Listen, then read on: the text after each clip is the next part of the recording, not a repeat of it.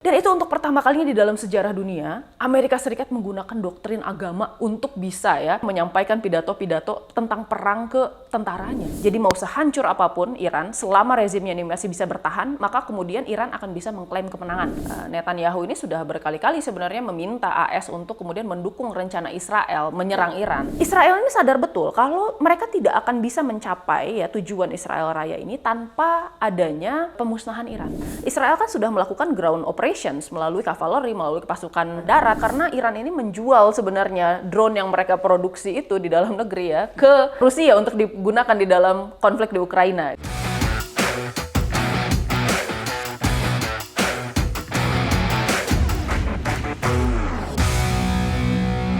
Kembali bersama saya di Abraham Samad Speak Up. Netizen seperti biasanya hari ini saya menghadirkan tamu yang luar biasa. Ini sahabat kita semua, Mbak Aisyah Rasidila Kusuma Sumantri, pengamat hubungan internasional, juga peneliti senior dari EACI. Assalamualaikum. Waalaikumsalam, Bang sehat? Abraham. Alhamdulillah sehat. Saya lihat kalau Mbak Aisyah ketawa-ketawa ini berarti sudah ada perkembangan nih tentang perang di Amerika. Mungkin tiap hari ada perkembangan. Tiap hari. Iya. Dan terakhir Mbak Aisyah yang kita lihat kelihatannya Menteri Luar Negeri Iran ini kan dia safari Iya. Ke Pakistan. Betul. Ke Rusia, ke Oman, dan kemarin kan ada permintaan dari Trump bahwa kalau bisa ada proposal baru tuh yang diajukan oleh Iran. Betul. Kan? Kelihatannya sudah ada. Mungkin proposal baru itu saya lihat sama aja, cuman Iran minta kalau masalah nuklir ditangguhkan, nggak dibicarakan dalam perundingan. Kira-kira seperti itu Mbak Aisyah atau gimana tuh? Iya, jadi kita kira sebenarnya Arakci ini kan memang dari awal sebenarnya menyatakan bahwa Iran ini tidak akan bernegosiasi dengan Amerika Serikat selama kemudian Amerika Serikat masih melakukan coercive diplomacy. Yang artinya adalah Amerika Serikat ini kan berusaha untuk menekan Iran kembali di meja perundingan sambil berusaha untuk mendapatkan leverage di dalam perundingan tersebut. Karena Amerika Serikat, seperti yang kita bahas di podcast kita sebelumnya, dia tahu betul kalau misalnya dia tuh punya sebenarnya kekuatan di bidang taktikal, keunggulan di bidang militer. Armada angkatan lautnya terbesar di dunia, lalu kemudian dia punya air superiority, meskipun di-challenge oleh Iran sebenarnya dengan ada 18 pesawat kurang lebih sekarang yang jatuh dari Amerika Serikat. Tapi kita lihat di sini sebenarnya AS ini sadar betul bahwa dari bidang strategis Iran ini memiliki kemenangan tersendiri, tekanan di bidang ekonomi, lalu kemudian juga tekanan di bidang persepsi masyarakat, baik itu internasional level maupun di internal Amerika Serikat, serta kemudian di bidang politik, gitu ya. Nah, dengan tekanan-tekanan yang dihasilkan oleh Iran secara intens di bidang politik ini dan ekonomi saya kira sebenarnya Amerika Serikat sekarang berusaha untuk mencari exit ramp. Gimana caranya agar mereka bisa keluar dari peperangan ini dengan tetap terlihat sebagai pemenang dari peperangan. Keluar dengan cara terhormat. Dengan cara mungkin victorious lah, glorious and victorious. Kelihatannya kan kayak gitu ya. Dan bisa merayakan seperti di hotel kemarin. Betul. Kelihatannya kan seperti mereka menang mencapai objektif strategi. Meskipun sebenarnya itu kan sesuatu yang kita lihat adalah manipulasi dari psychological warfare dari Amerika Serikat gitu. Nah, jadi sekarang Amerika Serikat ini tidak punya banyak waktu sebenarnya karena dia akan terhambat oleh midterm election atau pemilu sela nanti di bulan 11 November. Tuh. Nah, Donald Trump harus membuktikan kalau misalnya Republikan ini masih populer, pemerintahannya juga melakukan peperangan yang secara legitimasi hukum ini bisa dibuktikan, dan dia harus mengembalikan kepercayaan masyarakat, gitu. Ini kan sesuatu hal yang sebenarnya sangat sulit. Nah, sementara Iran dia ini bersiap sebenarnya untuk perang jangka panjang, gitu ya. Dia nggak masalah dengan perang selama apapun, selama kemudian Iran ini merasa bahwa dia punya leverage di bidang strategi tadi. Nah, saya rasa kemarin shuttle diplomacy yang dilakukan oleh Iran ini kan menunjukkan signaling bahwa dari awal Iran ini jelas posisinya tidak akan bernegosiasi tatap muka langsung dengan Amerika Serikat gitu ya. Meskipun di awal sebenarnya Donald Trump sudah berusaha untuk menyiapkan sebenarnya delegasinya ketika Arakci sampai ke Islamabad, disiapkanlah delegasinya Steve Witkoff dan kemudian JD Vance waktu itu untuk datang ke sana. Tapi kan kita lihat sebenarnya Arakci secara tegas menolak gitu ya.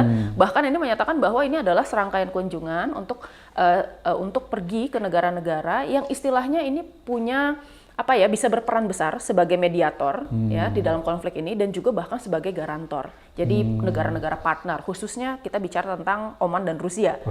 Ya, Oman ini kan sudah terlibat sebenarnya dari perbincangan damai antara Amerika Serikat dengan Iran di tahun 2025 dan kemudian Rusia ini merupakan salah satu pendukung utama yang kemudian aliansinya Iran yang paling awal sebenarnya mendorong Iran sebenarnya. Jadi gitu. dia percaya kalau Rusia ini bisa jadi garantor ya?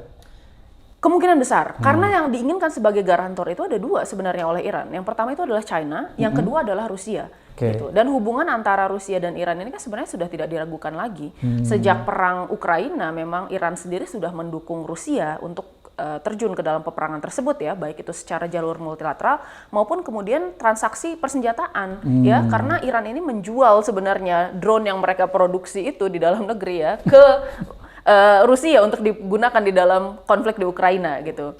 Nah, jadi sebenarnya ini udah jelas nih hubungan. Jadi berarti sebagian besar drone-drone yang dipakai oleh Rusia menyerang Ukraina itu dari Iran ya? Nah, sebenarnya ada yang namanya denial possibility ya.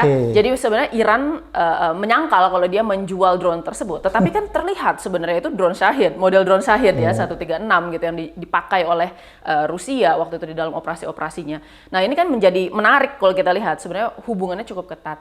Nah, saya kira di sini kemarin di dalam perundingan atau pembicaraan antara Arakci dan kemudian Putin ya, ini kan kita bisa melihat bahwa sebenarnya apa yang dilakukan oleh Putin ini mengamplifikasi pesan yang kemudian disampaikan oleh pemerintah Iran gitu ya, bahwa Rusia akan berkontribusi di dalam memastikan stabilitas di Timur Tengah ya, dan kemudian memastikan penyelesaian konfliknya secara damai serta kemudian mendukung posisi Iran di sana gitu. Nah, ini kan menarik gitu. Dari situ baru keluar ya proposal dari Iran bahwa Iran tidak akan bernegosiasi di bawah tekanan, tapi Iran akan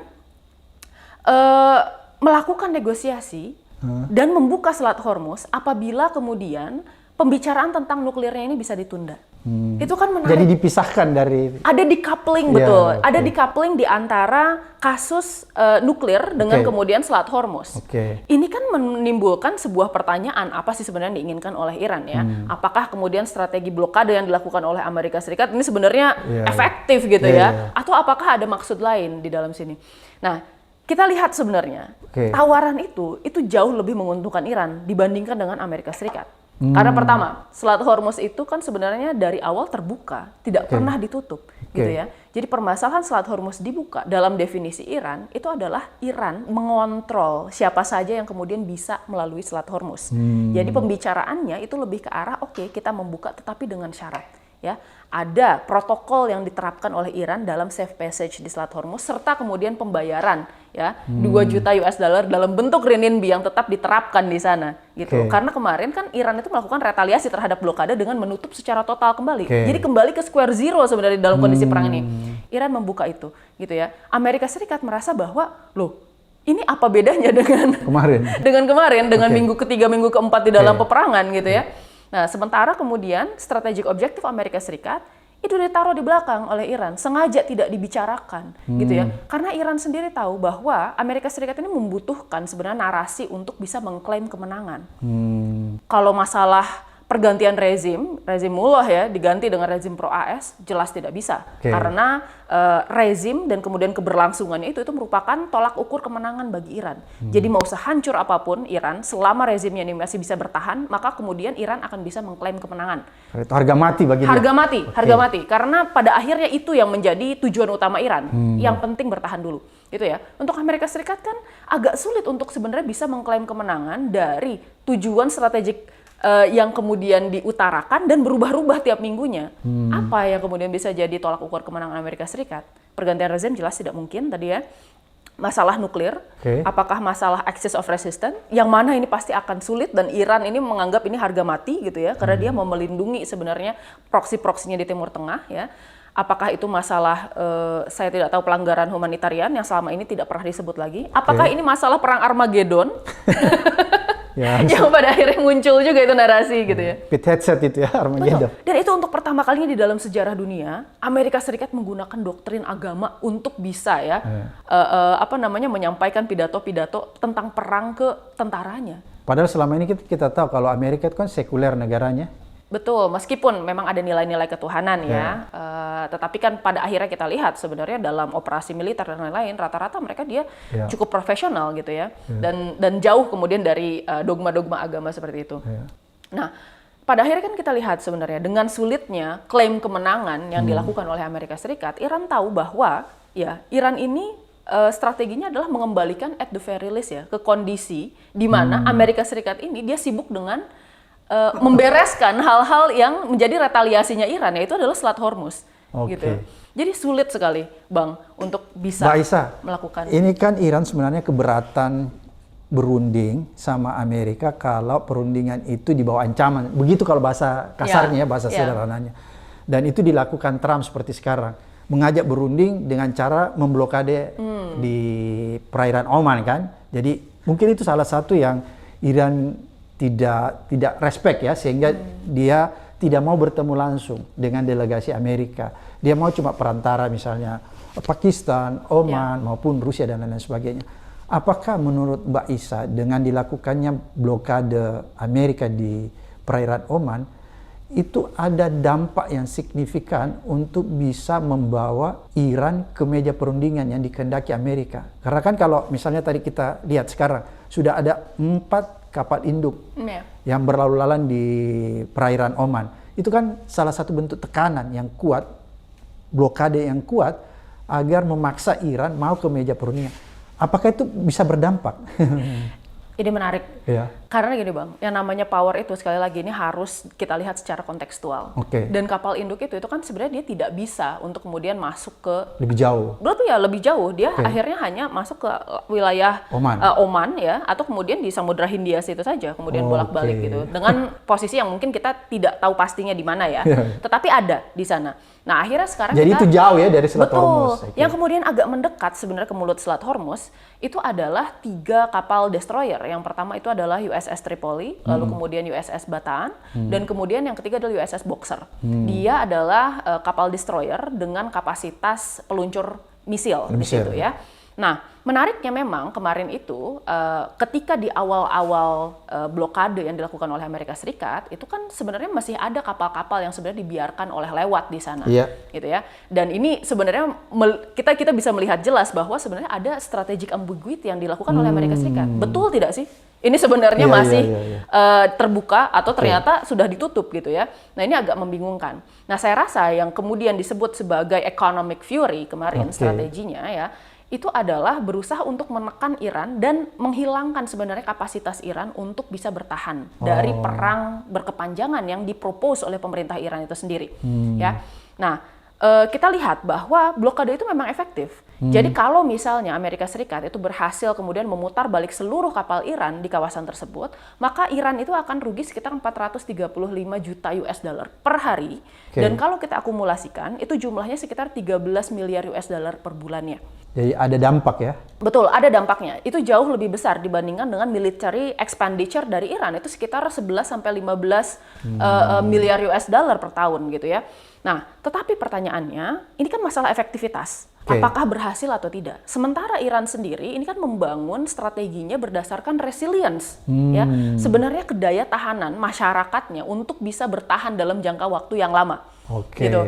Apakah itu dari bidang energi, apakah itu dari bidang ya stok pangan ya, apakah itu dari bidang sumber daya ya, hal-hal yang kemudian membuat masyarakat Iran tetap bisa bertahan dalam kondisi perang dalam jangka waktu yang lama. Itu yang kemudian dipertahankan dan dibangun oleh Iran selama 20 tahun ke belakang sebenarnya strateginya. Jadi dia sudah punya pengalaman ya? Sudah punya pengalaman. Dan jadi dia walaupun tahu sekarang ada blokade, itu dia sudah punya pengalaman menghadapi situasi embargo di masa lalu ya? Iran agak ini kan, mirip. Betul Bang, Iran ini kan sebenarnya sudah dikenakan sanksi lebih dari 40 tahun.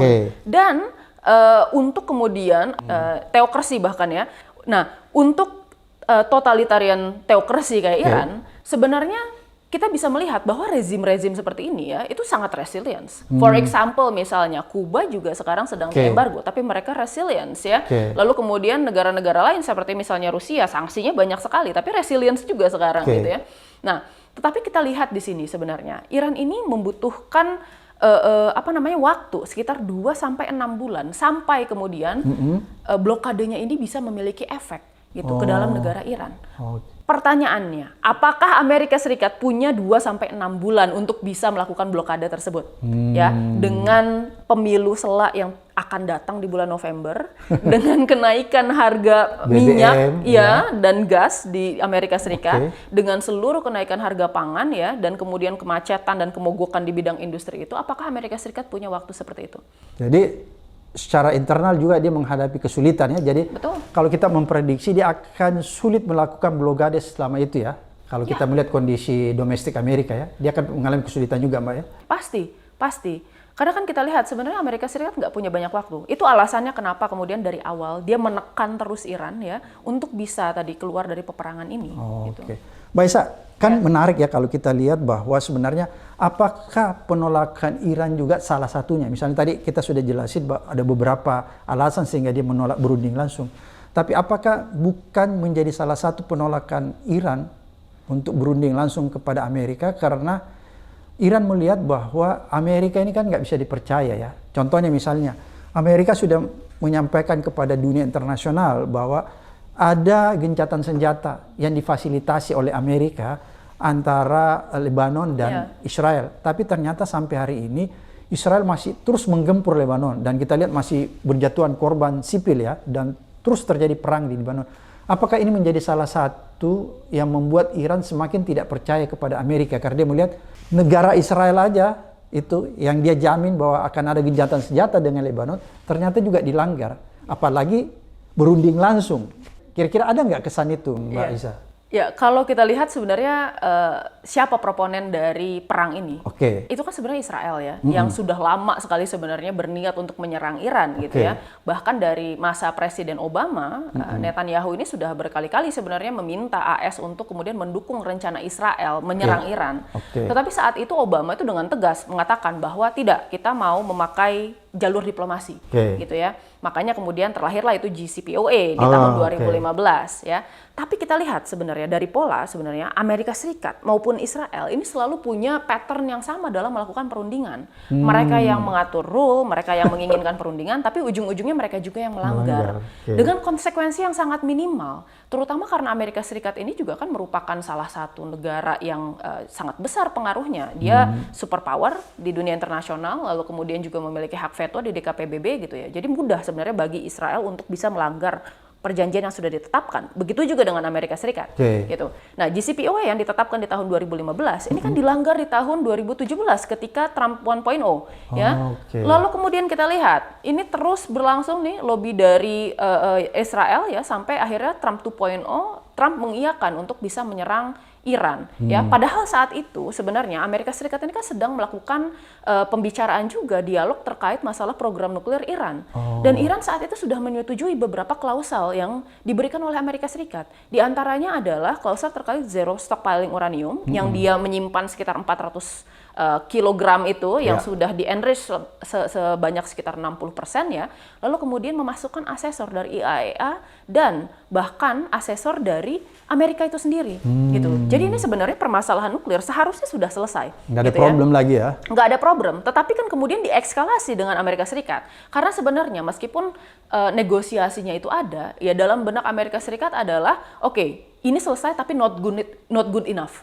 Dia menginginkan sebenarnya maximalist approach dari negosiasi nuklir tersebut. Sehingga Iran ini tidak hanya kemudian dia terbatas pada pemanfaatan nuklir dalam kapasitas sipil, tetapi juga memiliki ketergantungan terkait enrichment nuklirnya terhadap negara-negara barat.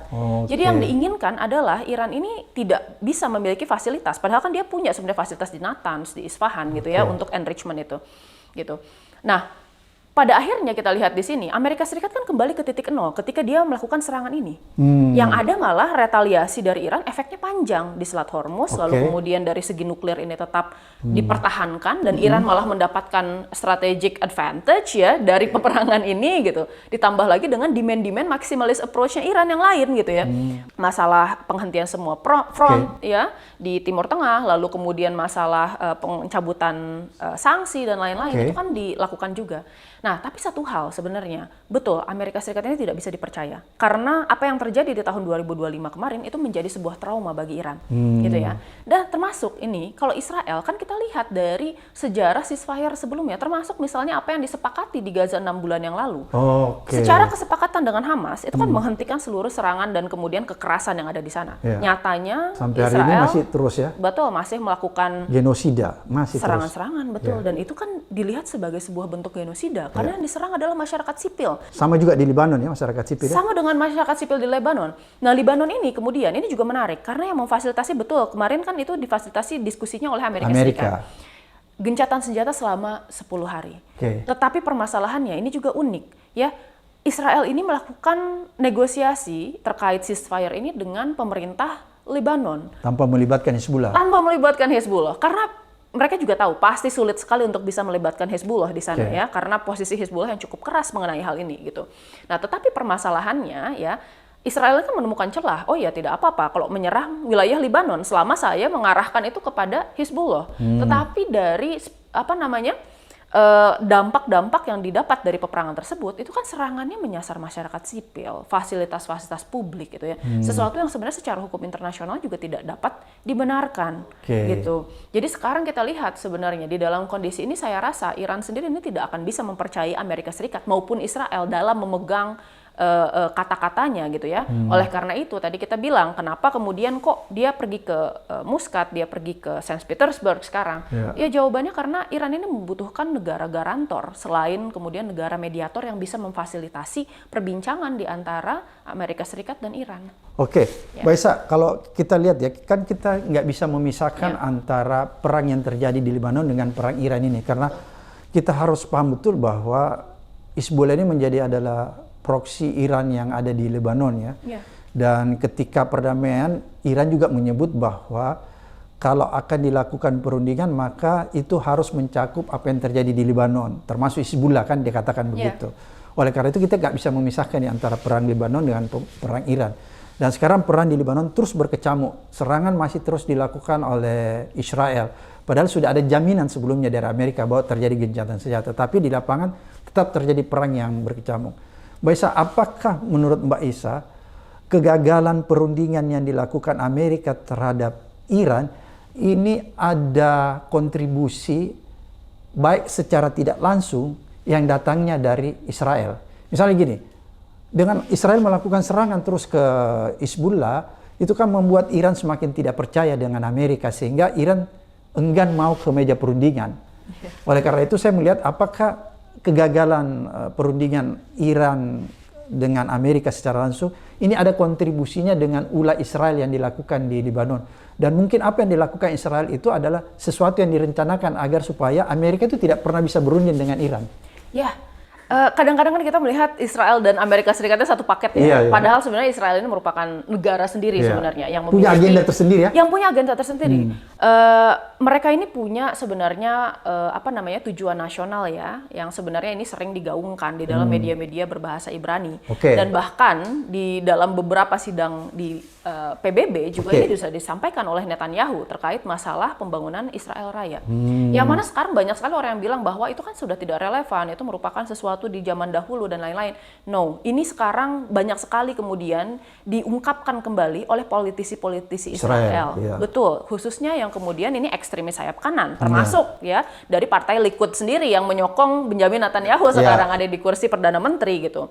Nah, kita lihat sebenarnya ini cukup menarik karena narasi tersebut itu selain kemudian disebutkan ya, diucapkan oleh kemudian politisinya, itu juga kemudian dipakai di seragam dari tentaranya. Gitu ya. Dan itu menjadi salah satu tujuan utama. Berarti jadi sekarang, dia punya national interest gitu. Betul. Dan Israel ini sadar betul kalau mereka tidak akan bisa mencapai ya tujuan Israel Raya ini tanpa adanya pemusnahan Iran. Dalam artian gini, at the very least, menghancurkan Iran sampai Iran ini tidak bisa memiliki kapasitas untuk bisa bertempur dan mengganggu negara-negara di sekitarnya. Gitu ya. Meskipun Iran kita ketahui ya tidak pernah sebenarnya melakukan agresi terlebih dahulu gitu, yang dilakukan hanya retaliasi gitu. Nah, tetapi dia khawatir sekali kalau misalnya Iran sampai memiliki kapasitas senjata nuklir. Karena ketika Iran memiliki senjata nuklir dan Israel merupakan negara nuklir lainnya di kawasan Timur Tengah, yang terjadi nanti adalah stalemate.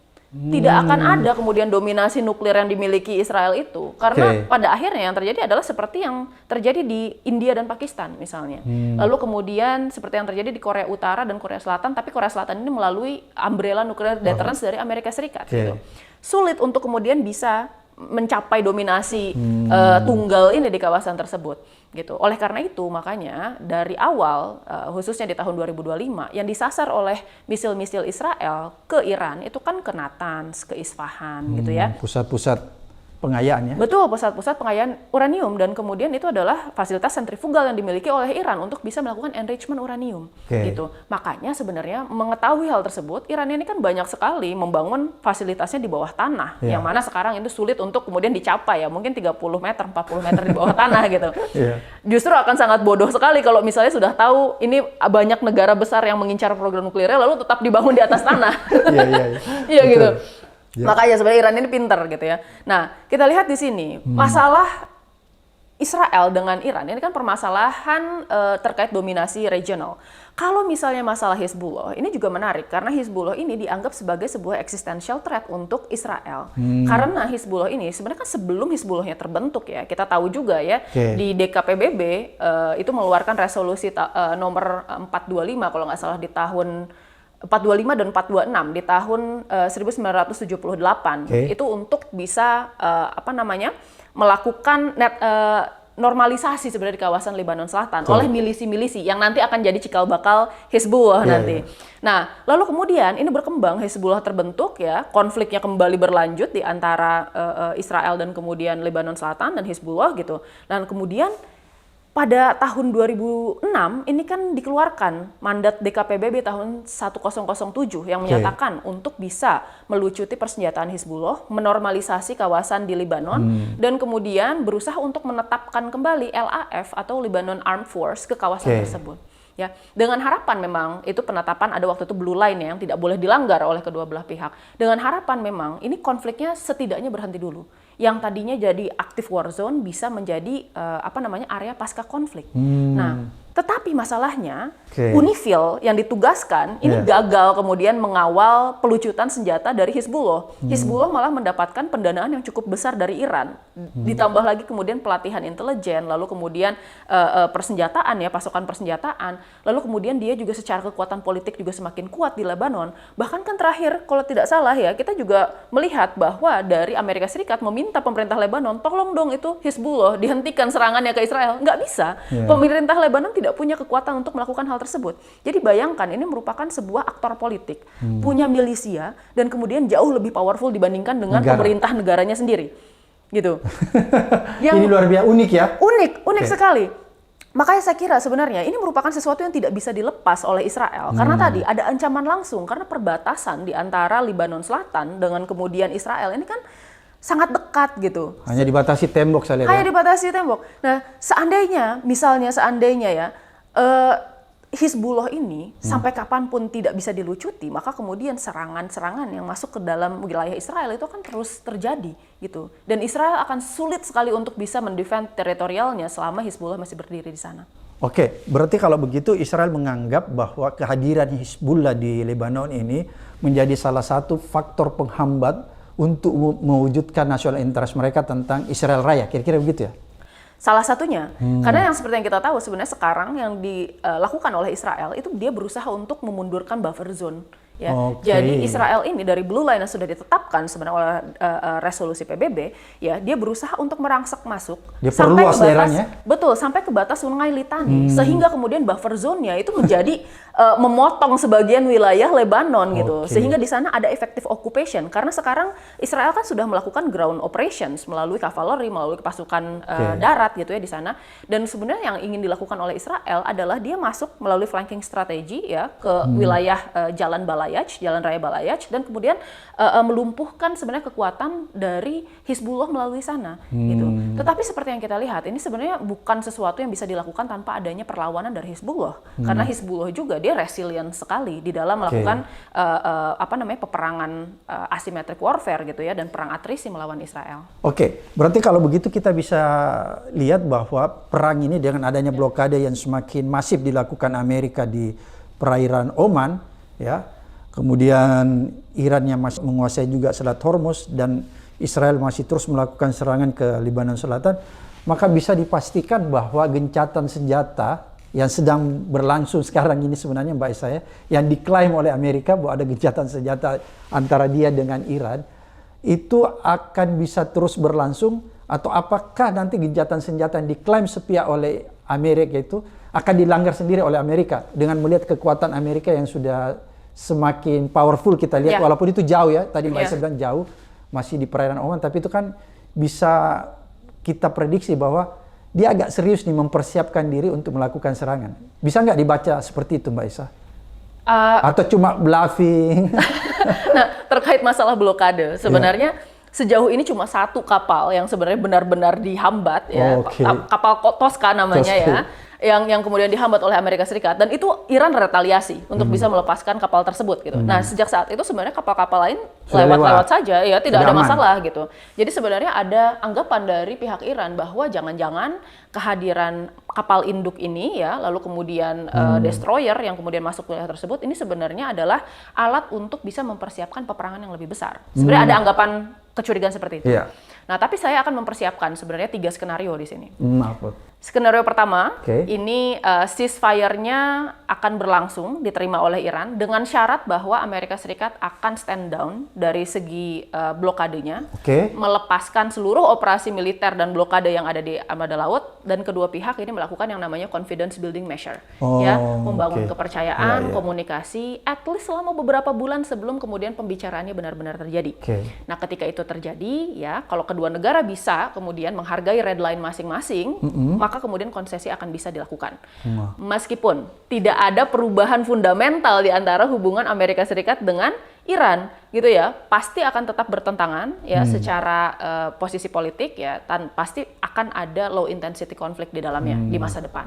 Apakah itu low intensity konflik di bidang misalnya sabotase, apakah dari asasinasi, apakah di bidang kemudian tadi ya tarif dan lain-lain, sanksi dan lain-lain, itu masih akan dilakukan gitu. Lalu yang pilihan yang kedua, antara salah satu pihaknya mengalah, ya, baik Amerika Serikat mengalah atau Iran mengalah. Tetapi kan ini sebenarnya bukan pilihan yang ideal bagi kedua belah pihak ya, karena ini akan menciptakan sebenarnya ilusi kemenangan dan kekalahan untuk pihak-pihak tertentu. Dua-duanya tidak akan mau mengalah, gitu.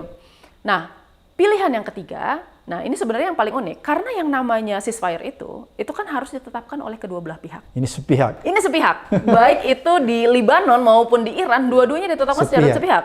Karena di Israel itu kan berperang melawan Hezbollah, ya. Lalu kemudian kita lihat di sini Iran juga berperang dengan Amerika, tapi Irannya tidak diberitahu dan tidak dinegosiasikan mengenai ceasefire ini. Begitu juga dengan Hezbollah gitu. Ini sepihak semua ya. Sepihak semua gitu. Yang dilakukan adalah membuat ceasefire-nya dalam jangka waktu yang panjang. Tetapi kan kita lihat contoh-contoh di belahan negara lain ya, seperti misalnya Korea Utara, Korea Selatan. Secara status masih berperang, tetapi ada negatif peace di situ yang menyebabkan kedua negara ini masih tetap bisa berfungsi ya dan berkembang secara jalur masing-masing meskipun tadi ya statusnya masih perang gitu. Oleh karena itu, kemungkinan besar Amerika Serikat juga dia tidak akan mau nih kembali ke meja perundingan. Kalau misalnya dia tahu nanti di meja perundingan ini dia akan kalah dengan negosiator dari Iran gitu. Maka dari itu ada kemungkinan sebenarnya Amerika Serikat akan membuat perang ini selama mungkin, tetapi tidak akan ada lanjutan dari kelangsungan ceasefire-nya. Akan dibiarkan mengambang gitu. Setidaknya dia bisa bilang kepada publik Amerika Serikat, tidak ada kemudian pertempuran lagi setelah saya menyatakan ceasefire, itu kan saya menyatakan ceasefire. Istilahnya seperti itu. Jadi dia mengklaim ya. Betul. Nah, jadi ada beberapa kemungkinan tadi, ada 3 kemungkinan antara tadi dua-duanya saling negosiasi. Ini exit plan untuk kehormatan dia ya? Betul, ya. Terus kedua tadi salah satu menang, salah satu kalah, atau yang ketiga adalah tadi ini akan berlangsung dalam jangka waktu yang lama. Gitu. Nah, kita nggak tahu nih yang mana yang akan jadi dilakukan. Menurut Mbak Isa bahwa ini salah satu strategi Trump sebenarnya ya, membiarkan gencatan senjata ini berlangsung lama dan dia begitu saja tanpa ada melibatkan Iran juga ya, sepihak, dan ini untuk pertama kalinya terjadi gencatan senjata sepihak ya. Ya, menariknya gini Bang. Kan nggak pernah kita dengar ada gencatan senjata sepihak sebelumnya. Saya nggak pernah. Ini makanya agak unik memang perang ini. Itu gimana tuh? Ini sampai kita kan bertanya-tanya apa sih sebenarnya yang terjadi, apa yang ada di kepala pemimpin-pemimpin negara ini gitu. Tapi sebenarnya satu hal yang bisa kita pastikan, yang namanya negosiasi dan diplomasi bawah tangan antara Amerika Serikat dan Iran itu masih terus berlangsung sebenarnya. Dan sekarang saat ini saya yakin sebenarnya dilakukan oleh Amerika Serikat adalah ya sudah nggak apa-apa nih Iran mau apa ya, tetapi at the very least biarkan kami memenangkan salah satu strategic objektif kami agar kami bisa mengumumkan kemenangan ke publik Amerika Serikat. Yang diinginkan Amerika Serikat sekarang itu lebih dari apapun. Tetapi permasalahannya gini, Iran pun nggak menerima hal tersebut karena dia tahu kalau misalnya dia menerima hal tersebut, maka kemudian tujuan Iran yang berevolusi dari awal perang, yang dari yang awalnya itu hanya sekedar bertahan, sekarang mungkin tidak akan tercapai karena Iran menginginkan sebenarnya lebih dari garansi security dan keamanan. Iran ini menginginkan sebenarnya dampak dari konflik ini bisa berdampak langsung terhadap kelangsungan dari presidensi Donald Trump, gitu. Karena melalui tekanan ekonomi, tekanan politik ya, lalu kemudian suara masyarakat yang semakin tidak berpihak kepada Trump. Dan sekarang kita juga tahu bahwa Trump ini pollnya sekitar 35%. Semakin menurun, Mbak ya? Semakin menurun dan kayak batas endorsement partai politik kan sekitar 30% ya untuk kemudian Presiden Amerika Serikat gitu. Oleh karena itu sebenarnya yang diincar adalah perang ini berlangsung terus, tekanan politik ekonominya terus berlangsung sehingga ya ultimately Iran ini menginginkan Donald Trump di-impeach. Itu oleh tujuannya Kongres juga dan ya. Senat. Betul. Apa yang menjadi catatan penting kita nih, Mbak Isa, dari adanya blokade Amerika yang banyak kalangan mengatakan ini ada kemungkinan eskalasi akan meningkat, atau apa yang sebenarnya bakalan terjadi ke depannya? Kita harus bersiap dengan kemungkinan bahwa perang ini akan berlangsung dalam jangka waktu yang panjang. Ya, menurut saya juga di sini penyelesaian perang ini punya 3 skenario lagi. Ya, yang pertama perangnya akan selesai dengan Amerika Serikat menerima tawaran Iran. Yang mana sebenarnya ini cukup menarik karena less likely sepertinya. Karena Selat Hormuz tetap berada di dalam kondisi protokol Iran ya, peraturan yang kemudian ditetapkan oleh Iran. Ya. Lalu yang kedua, kita melihat ini mungkin di musim panas di bulan Juli, Agustus, karena di musim panas kebutuhan akan energi akan semakin meningkat. Khususnya di belahan dunia utara ini akan menginginkan sebenarnya pendingin, ya. Betul, di belahan dunia selatan akan membutuhkan pemanas. Lalu kemudian dari Amerika Serikat sendiri, the will to fight-nya dari tentaranya akan sangat menurun. Khususnya orang-orang yang distension ke sana. Karena kalau di Timur Tengah itu kan bisa sampai 55 derajat di sana, khususnya di kawasan gurun pasirnya gitu. Panas sekali. Itu menyulitkan tentara Amerika ya? Menyulitkan tentara Amerika Serikat gitu. Jadi will to fight-nya sudah hilang gitu ya, dan kebutuhan energi semakin meningkat sehingga mau tidak mau mereka akan mencapai yang namanya hurting saling stalemate gitu ya. Jadi ada sebenarnya kondisi di mana keduanya ini sudah tidak bisa ngapa-ngapain, kelelahan secara ekonomi, kelelahan secara militer dalam kondisi bertempurnya itu. Nah yang terakhir kita tunggu sampai bulan November. Lama, tetapi ini akan sangat berpengaruh di dalam pemilu setelah Amerika Serikat. Kalau di dalam kondisi tersebut, Demokrat ini memenangkan kursinya, maka kemungkinan besar ya Senat dan Kongres ini akan dikuasai oleh Demokrat dan kebijakan-kebijakan yang dikeluarkan oleh Donald Trump itu dengan mudah sebenarnya bisa dihilangkan political will-nya. Dipatahkan ya? Dipatahkan. Dan bahkan kasus-kasus yang sudah bertumpuk sekarang di Amerika Serikat, termasuk diantaranya kasus Epstein ya, kita tahu. Lalu kemudian masalah Pope ya, itu kan sebenarnya sudah menjadi sesuatu dinamika yang sangat kompleks di dalam masyarakat Amerika Serikat. Dan itu menambah sebenarnya ketidaksukaan masyarakat, khususnya yang pemilih Partai Demokrat terkait Donald Trump gitu. Sehingga kemudian pada akhirnya Trump ini bisa ya di-impeach dengan berbagai alasan gitu. Nah, menariknya sekarang ini sudah ada indikasi ke arah sana karena sekarang di dalam beberapa state di Amerika Serikat untuk swing state-nya kita bisa melihat bahwa Demokrat ini lebih mendominasi. Bukan karena Partai Republikannya beralih ke Demokrat ya. Rata-rata untuk Partai Demokrat ini pemilih sayap kanan ya mereka akan tetap memilih sayap kanan, tetapi mereka memilih untuk golput karena merasa lelah dengan kebijakan Donald Trump, khususnya yang berkaitan dengan kehidupan mereka sehari-hari. Gitu. Pada akhirnya yang semangat dan menjadi militan untuk memilih itu adalah Demokrat gitu, orang-orang progresifnya gitu, sehingga pada akhirnya nanti kita bisa memprediksi ya hasil di pemilu setelah itu seperti apa. Dan itu membahayakan posisi Donald Trump sebagai presiden. Betul.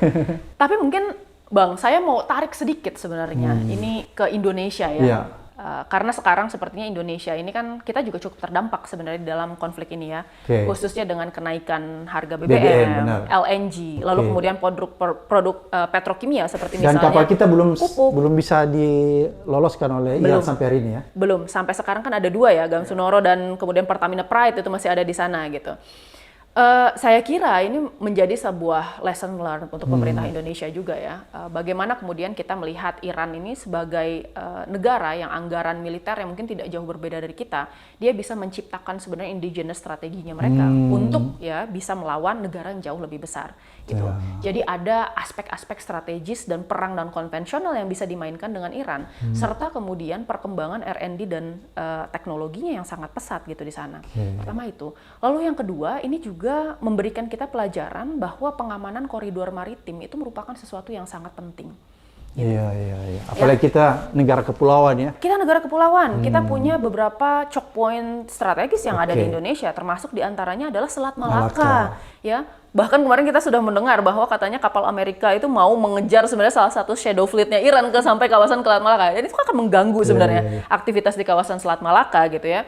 Gitu. Dan Indonesia punya 8 choke points di Indonesia ya, dan kita punya 3 alki, dan itu semua harus dipastikan ya bahwa kapal-kapal internasional itu bisa berlalu lalang di sana melakukan aktivitasnya dengan aman. Dan untuk bisa melakukan itu, Indonesia sebagai negara yang kemudian kawasannya ada di sana gitu, harus bisa memiliki yang namanya adalah strategic autonomy atau kebebasan untuk kemudian bisa bertindak dan mengambil ya keputusan di dalam kondisi-kondisi terdesak. Oleh karena itu, kita perlu meningkatkan bargaining position kita di sana. Dengan cara apa? Mungkin dengan cara meningkatkan kapasitas militer dan modernisasi militer kita.